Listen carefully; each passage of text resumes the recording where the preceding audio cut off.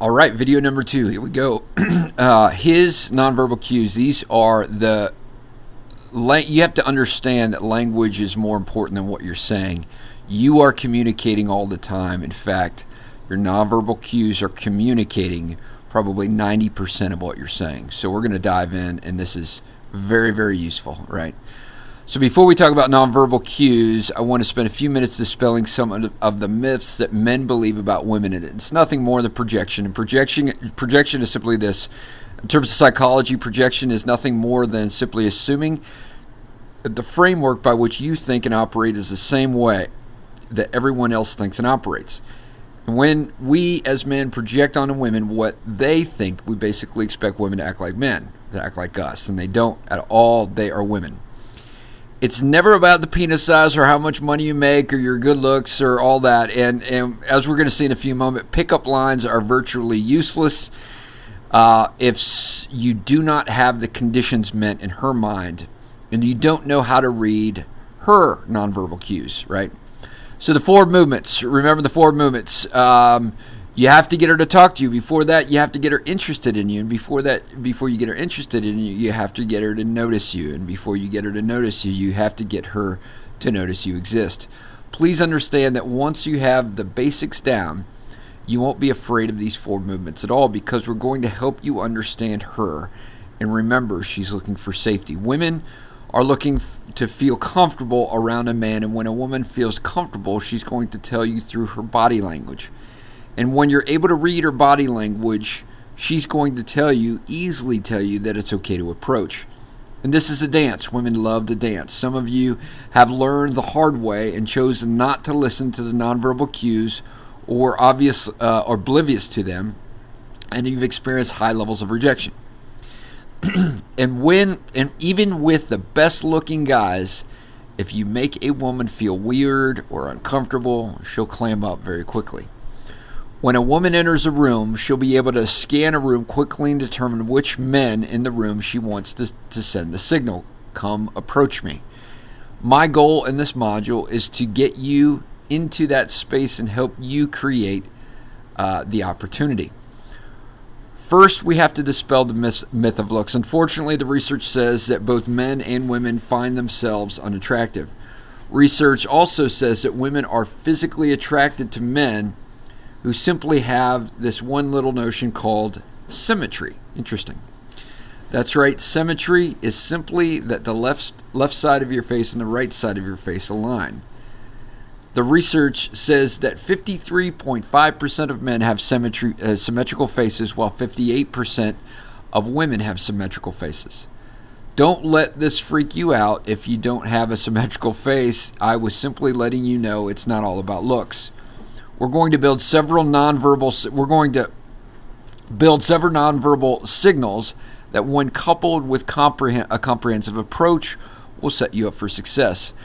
Mr. Gottman says it like this: asymmetrical men have to send cues that will cause women to send their cues, which will then make the men think they have come up with the brave and brilliant idea of approaching these women.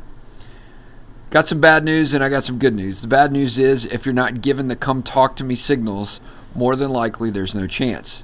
The good news, we are going to set you up with some ingredients to increase your chances. So let's get into what research statistically gives us as the best possible chance of differentiation in a public setting. And these are cold scenarios, y'all. Please understand that this applies in multiple different contexts: business, church, social environments, right? Number one is the space maximizer. PhD Renninger, Wade in grammar at the University of Vienna, did a study in which the documented nonverbal behavior or body movement of males prior to making contact with a woman. In the study, the men who succeeded in being invited into a conversation with a woman had very different body languages than men who were unsuccessful. The men who practiced space maximizing to show their social dominance, or as our friend Zach practiced high social status by stretching out their legs, placing their arm around a chair, or otherwise owning the space they are occupied. Interestingly, the men who were successful made more glancing behaviors. This simply means they looked at a woman in the eye with a smile. Space maximizers also made significantly fewer closed body movements, either crossing your arms or holding one arm across your torso. The second is intragender touching. There is another quality that researchers have found to follow those who are owning the space that they are in. You've probably seen guys slap each other on their backs, throwing their arm around another guy's shoulder. This also signals to the environment that you're owning the space that you're in. It's known as intragender touching. According to the research of Fiona Moore, low-stress men are much more attractive than those of higher stress levels. Her research, and this is like being a cool operator, her research reveals that when high-intensity situations present themselves, women want a safe, non-anxious presence to rely upon. On the other hand, research has found that men who fidget, make crazy or random nervous gestures with their hands are going to appear less confident. Smell. Make sure you smell like you. That's right, you heard me. Make sure that you smell you rather than good. And I say that tongue in cheek. But I'm not talking about BO. We're talking about clean, freshly showered you. Since 2010, there's called pheromone parties have popped up in major cities all over the world because of an experiment done by Judith Praise. All you need to know at this point is to keep your smell clean. I would even stay away from heavy cologne, body sprays, or scents that are over the top. You don't have to try to cover up your natural scent. All the research proves is that they don't make a difference, and when overdone, it can be a turnoff. So don't overdo it. Your attire. Don't let your clothes wear you. Don't let your clothes and attire wear you. You wear the attire. I've seen way too many men play the part without being the part. Don't try to be something you aren't when it comes to clothing. If you're not a hipster, please don't wear super tight skinny jeans just because you think it's what's in. It's going to make you look strange, right? That being said, make sure you present yourself well. Get rid of the old t-shirt from high school. How you present yourself communicates to the woman around you how you see and value yourself. It's all about self-value, right? Superman versus Clark Kent. In 1933, a man by the name of Jerry Siegel wrote a short story called The Reign of Superman. The story was influenced by the strength and adventurous persona of actor Douglas Fairbanks, who played Robin Hood.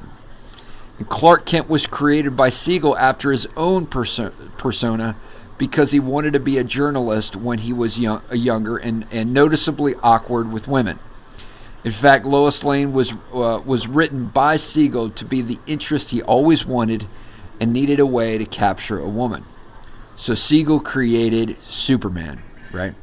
Many of you have found yourself in a predicament where outwardly you were being Clark Kent, and yet inwardly there is a strong desire to be adventurous, differentiated, confident man waiting to go on your next adventure. And the question becomes, how do you step into being this confident, strong, assertive man with the nonverbal actions to back it up? What we've simply done is describe to you what he looks like with research to back it up. So let's recap. Your nonverbal cues. Owning the space, owning the physical space around you, space maximizing. Intragender touching, socially, owning the space with other men in particular. Number 3, low stress, non-anxious men, becoming a smooth operator, right? And smell you, and smell good, smell clean, smell fresh. Attire, consistent with the social environment, what you wear. Make sure that the clothes aren't wearing you, but you're wearing the clothes. And this is what we got for your nonverbal cues. Watch it, rewatch it. It's just really great information that is going to set you up for success, and I will see you in the next lesson. We'll see y'all.